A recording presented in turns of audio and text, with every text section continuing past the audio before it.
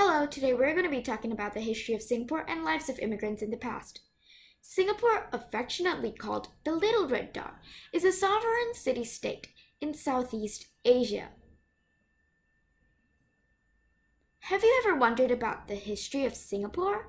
Well, we are about to tell you everything you need to know.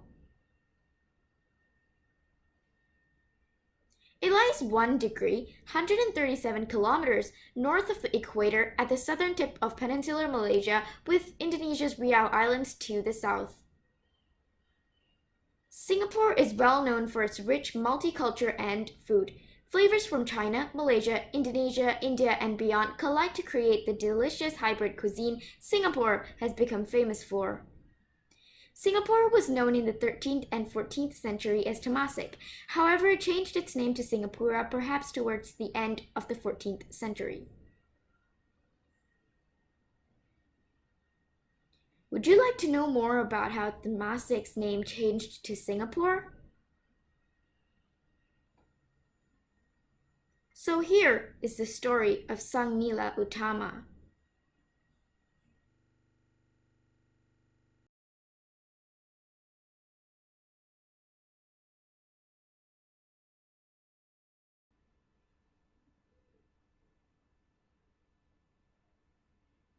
Long time ago, a prince of Palembang, Sang Nila Utama, went to a nearby island for hunting.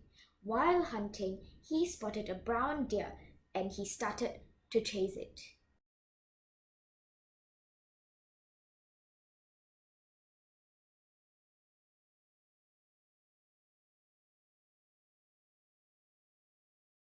The prince chased the deer up the hill in the island. However, the deer mystically vanished.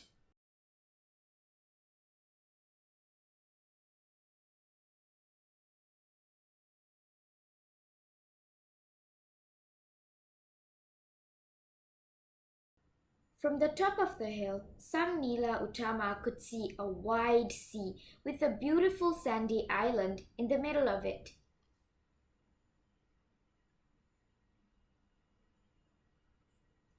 His chief minister told him that that was the island of Temasek.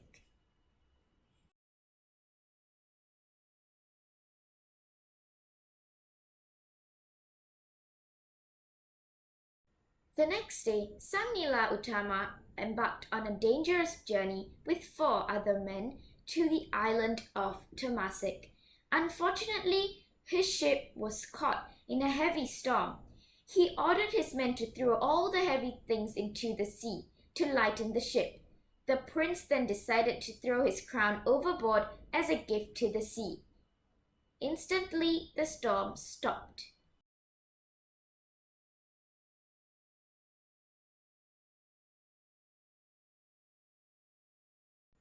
Upon landing, Sang Nila Utama encountered a majestic-looking animal. It was called a singa. Believing it to be a good omen, the prince stayed in that island and built a new kingdom called Singapura or Lion City. Now let's move on to the lives of immigrants in Singapore. The island was alternately claimed by the Siamese and Javanese in the 14th century. The last ruler of Singapura, Parameswara, fled to Malacca after an attack by either Javanese or Siamese and established the state of Malacca. It was controlled by Sultanate of Malacca in the 15th century and Sultanate of Johor from the 16th century.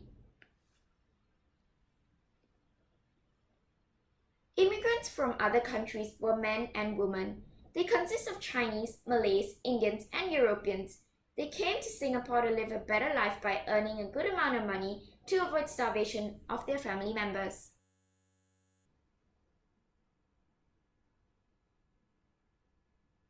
The reason for them to move to Singapore is due to the unfavorable conditions of their hometown.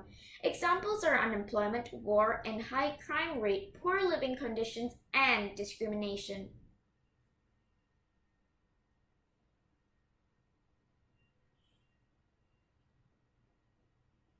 As soon as Sir Stamford Raffles came to Singapore, immigrants started to contribute items like cotton, wool, cloth, iron, and steel from Britain, opium from India, tea, silk, medicines from China, and rice, spices, and coffee from the Malay archipelago. These are just a few examples.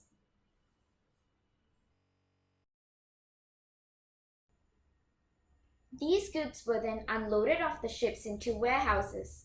Agency houses brought in all the goods. They were all then repackaged in smaller quantities. They were then exported to places like Europe, India, the Malay archipelago, and China.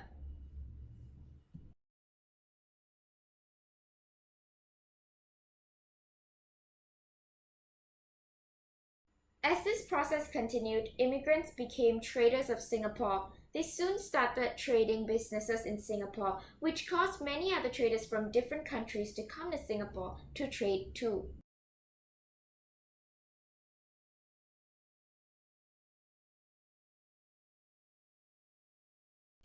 Soon, a trading port was built in Singapore. It was a free port. Thus, traders came to the port to trade goods. Traders had good trading relationships with the other country traders. They received enough money to survive, and thus many traders came to Singapore to work as a trader. In colonial Singapore, there were two types of traders. One of them is the Bugis traders, and the other one is the Arab traders. Now we shall go deeper into these two types of traders.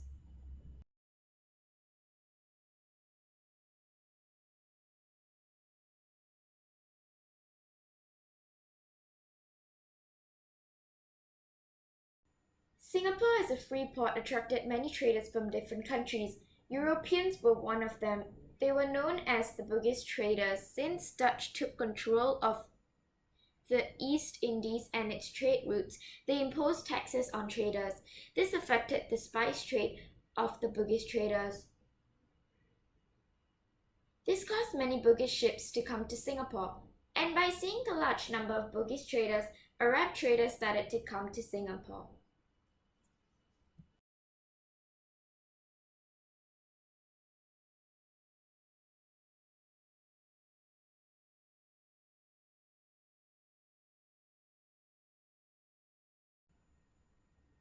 Arab traders were very active in Southeast Asia. They arrived in Singapore and started having a good trade. They were one of the famous traders in Singapore.